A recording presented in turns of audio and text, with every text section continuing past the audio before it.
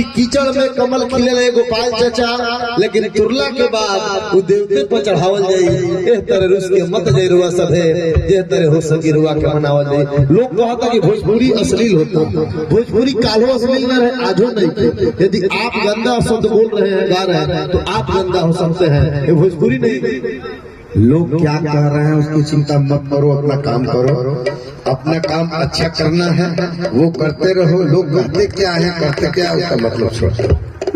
जैसे सुहागिन हाथे शोभेला चूड़ी, हिंदी के वैसे श्रृंगार भोजपुरी। जैसे सुहागिन हाथे शोभेला चूड़ी, हिंदी के वैसे श्रृंगार भोजपुरी। भोजपुरी में आज के दौर में आप सबके बीच हम मुकेश रहे दावा ठोक के कहतनी कि भोजपुरी में गोपाल राय जी के सुनल बहुत जरूरी बा। पुनः ताली बजा दी। बहुत बहुत आभार आप सबके बीच। हम अगला कलाकार के बुलाई जेकर अंदाज अल्फाज अलग बाटे, वो भाई के अंजनी उपाध्याय जी के हम आवाज